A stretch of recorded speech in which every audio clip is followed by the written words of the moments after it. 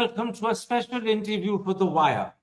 As tension between India and Pakistan steadily increases, the Pakistani defense minister has told Reuters that a military incursion by India is imminent.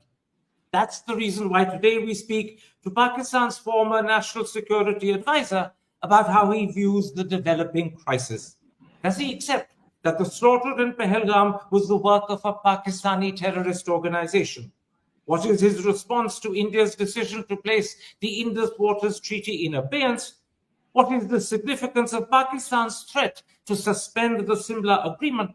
And most importantly, does he share the defense minister's belief that military action is imminent? And if he does, what does he believe will be the outcome?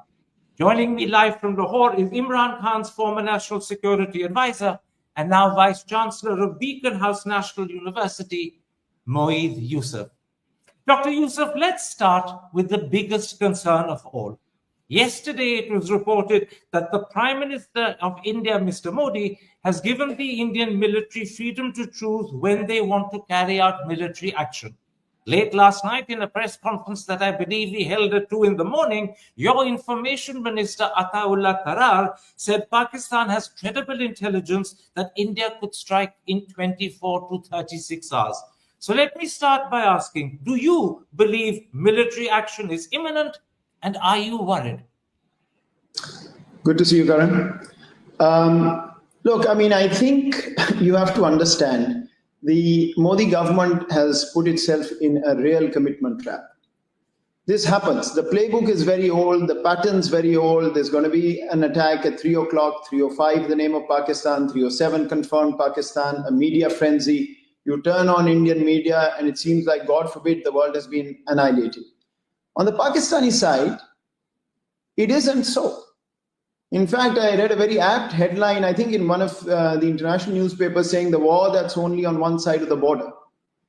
We are talking of two nuclear powers, and here we are with responsible officials, sitting MPs of India, talking about annihilating a nuclear weapon state. It doesn't work like that, Karan. It doesn't. And so I'm not worried. Look, these press conferences, they have a purpose. They must have picked up some information. They must have picked up some signal. And that's why the Pakistani information minister probably was put on TV. But I think there's a reality behind it. The Modi government and his coterie can come and say it's time to take over Pakistani Kashmir. They can come over and talk about, oh, Pakistan, this is time to undo 1947. I'm shocked even your left-wing politicians, the Congress politicians, Manish Tiwari, sits with... Please, Dr. Yusuf, my question was simple. You answered half of it. You said you're not worried. The first half was, do you believe a military strike is imminent? Karan, we agreed you won't interrupt me and I won't interrupt you. And we also agreed that you would answer pertinently and to the point. I'm here for as long as you want, my friend. Let me answer. You brought me online, let me answer. So do you believe a military strike is imminent?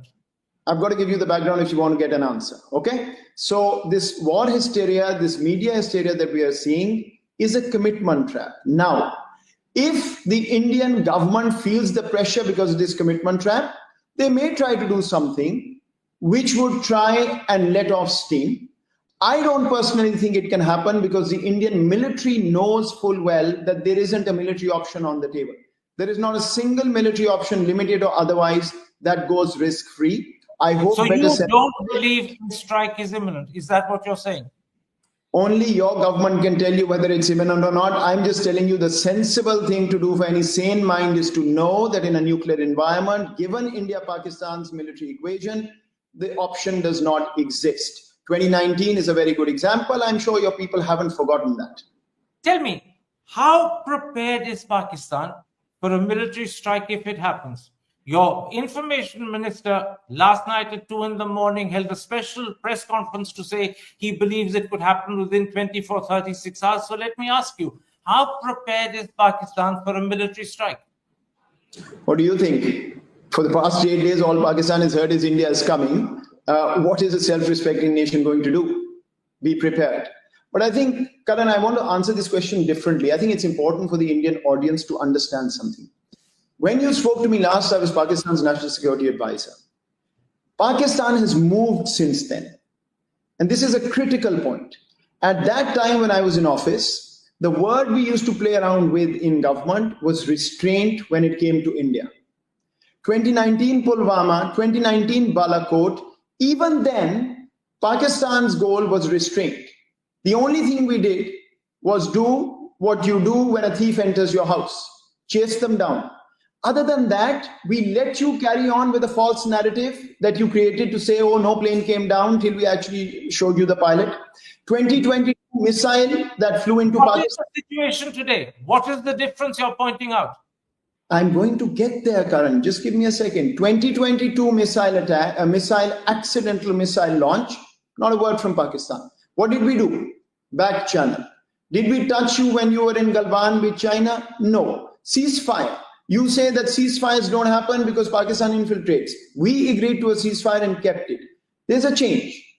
The change is that the current leadership believes, because of I have to say, India shunning option of dialogue and conversation again and again, India is seen as an incorrigible state today in Pakistan.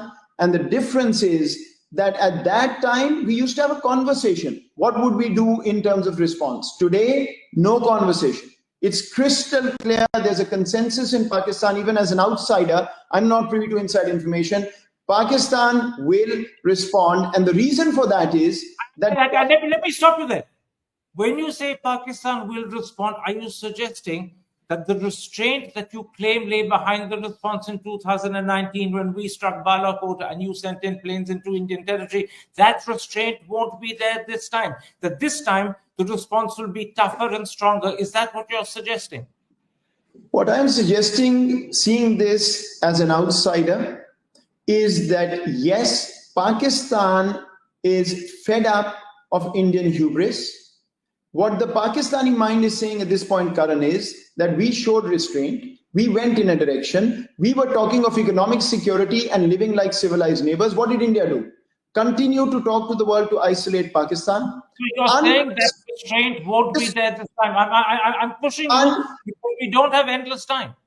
Unprecedented levels of terrorism in Balochistan and continuing to tell the world that India can move on minus South Asia. This is nothing short of insanity. So Pakistan feels that you've taken advantage of it. India's abused that opportunity that we gave because of restraint. There will be a tough response if India carries out military action. Is that what you're saying? I'm asking you to be precise. People want a clear answer. I'm not making decisions like I was 3 years ago. So all I can tell you is the consensus is that India needs to be given a response, no second thoughts. At that time, we still wanted to see if there were options other than that. Unfortunately, India has lost that opportunity with Pakistan. That's my feeling at this point. Tell me, Dr. Yusuf, could we end up in a full-fledged war? I mean, look, Karan, if people sitting in your parliament, people sitting in your cabinet are saying it's time to annihilate Pakistan, go and ask them, what are they thinking? Are they of a sane mind still? Because in the Cold War, this debate was over. When two nuclear powers are talking... I'm not talking of the Cold War. I'm pointing out something else. If you are determined to respond very toughly, which is what you suggested, to any military action by India, India will have to respond to that. Which is why I asked, could we end up in a full-fledged war? Do you want a full-fledged war? No, I'm asking you, could we end up in one? That's a different question. Anytime somebody shoots a gun, it is impossible to predict where that will go. The reason I mentioned the Cold War, Karan, is that there was a conclusion in the Cold War that all nuclear theory goes out of the window when two nuclear-armed countries go at each other.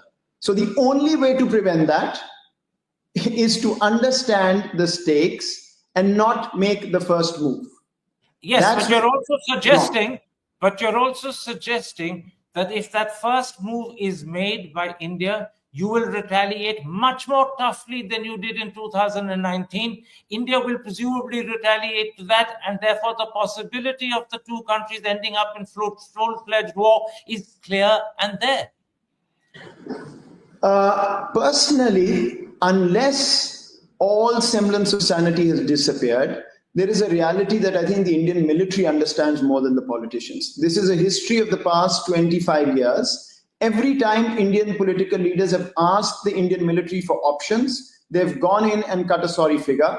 And they've said, look, we have You're no... not answering my question. Of course, you have every right to evade, but you're not answering the question. I simply pointed out that your answers to me. Yeah. Automatic. Do you fear we could end up in war?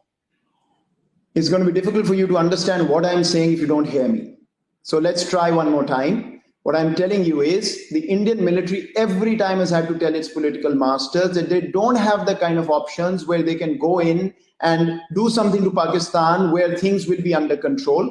Thus, I think the Indian military will probably realize that they either shouldn't make the first move or do something whereby they can signal to Pakistan that they are not interested in taking this forward. Modi's statement yesterday that I read, Prime Minister Modi saying that I have given the military a free hand is what I read. I think it's a positive step because I think what he's trying to do is get out of his commitment trap and put the onus on the military so that later on he can say, I gave them options, they didn't take it, or whatever else may be. So I actually think we're already seeing signs that the Indian side is realizing this is not going to work out. That's my sense, but again, I'm just looking at it from afar.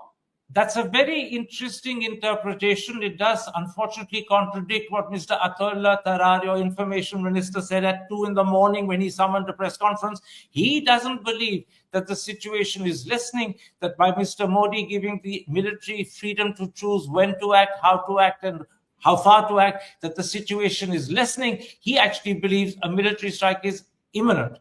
It doesn't contradict, Karan, because it's not like when Modi says you have a free hand, they will go home, pack up and take their forces away.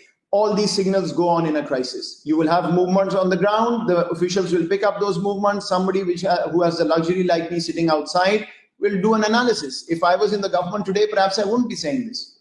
Let me put this to you. If it does come to war, and there's an if there, I'm underlining the if it does come to war, do you in Pakistan believe that China will militarily come to your support?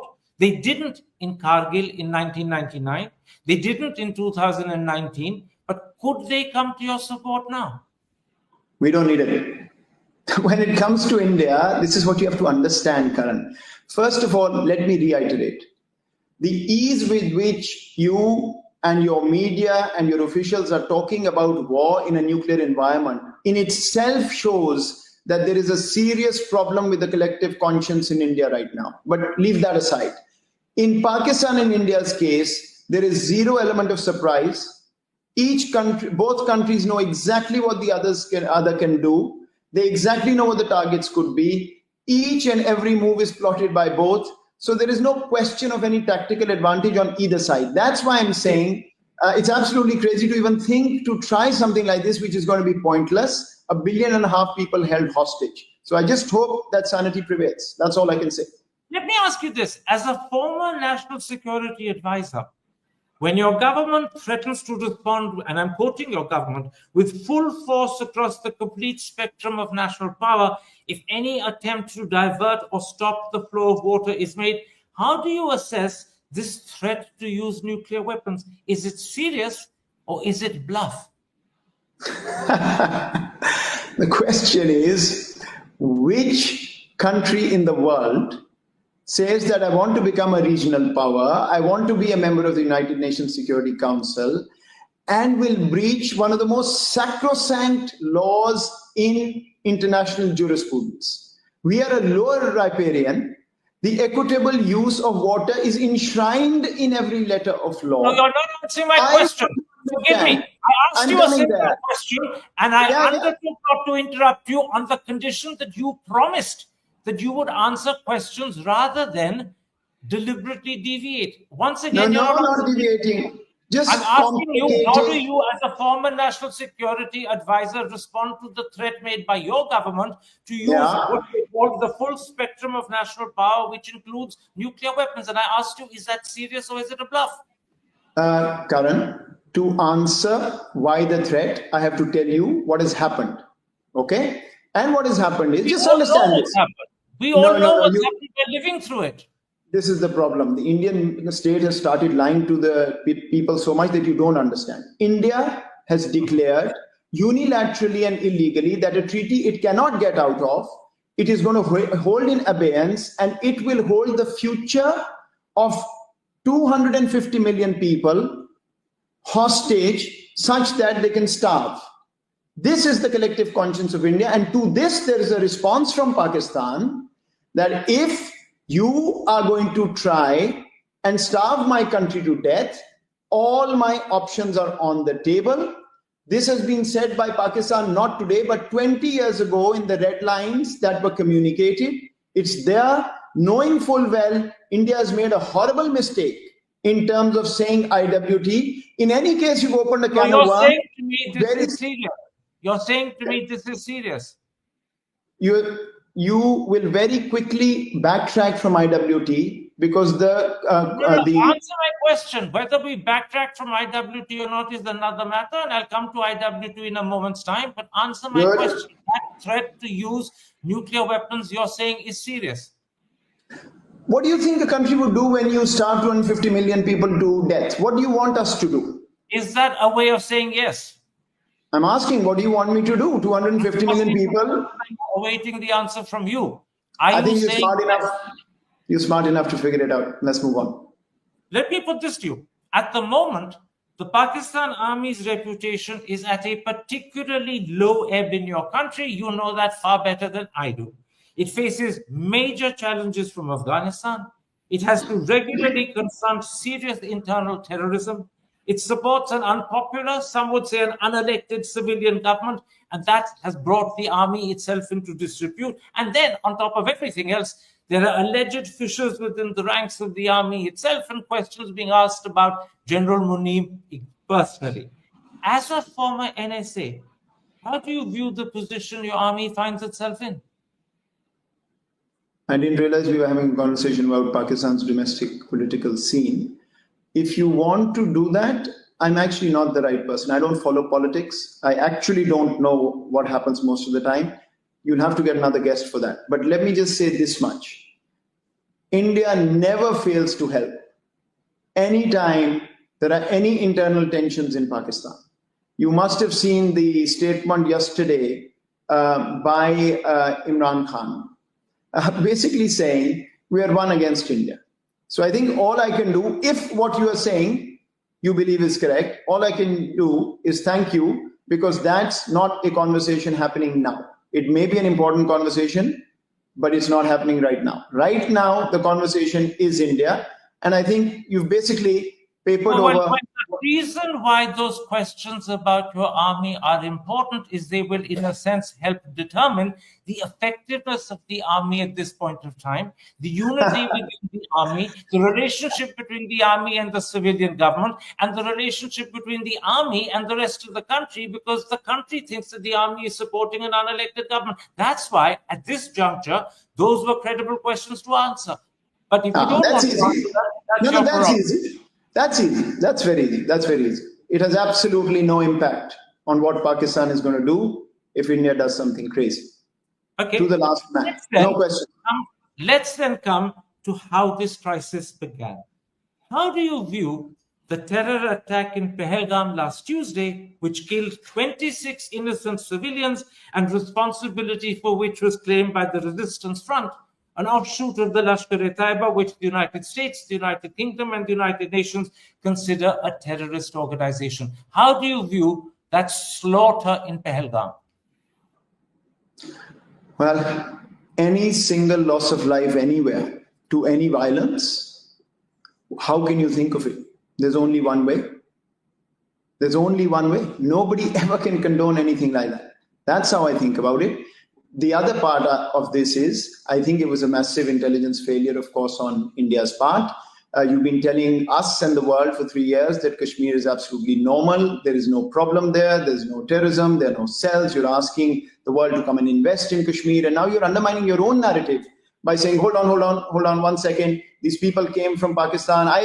To this day, I don't know what you're alleging, whether they came from Pakistan, they were already there or whatever it may be. What you're suggesting is all is not good in Kashmir. Clearly, if you knew at 3:05 that Pakistan was behind it, somebody must have known at 2:55 p.m. how to stop it. On your program, Ajay Shukla that day said it's 100% false that Kashmir is normal. A.S. Dullat came on your program and talked about for so long. I was actually surprised at how specifically he was talking about Sunankot on your program. If he knows it, surely your intelligence agencies know it. Why aren't they doing something about it? Karan, the best thing for Pakistan is that you resolve this matter of terrorism internally. If there is a resistance force or whatever, take them down. What's stopping you? But please, I thank you, Dr. Yusuf, but for watching please, my program so closely and so Karan, frequently. no, there I was do, but after my question, are you saying, just 1 second. Are you saying to me that you accept that Pahalgam was the work of the Resistance Front, an offshoot of Lashkar-e-Toiba, which is housed and based and often been funded by your country? Are you accepting that? Or are you taking the line that many in your government have taken, that this is a false flag operation? Explicitly tell me, are you accepting the Resistance Front did this and the resistance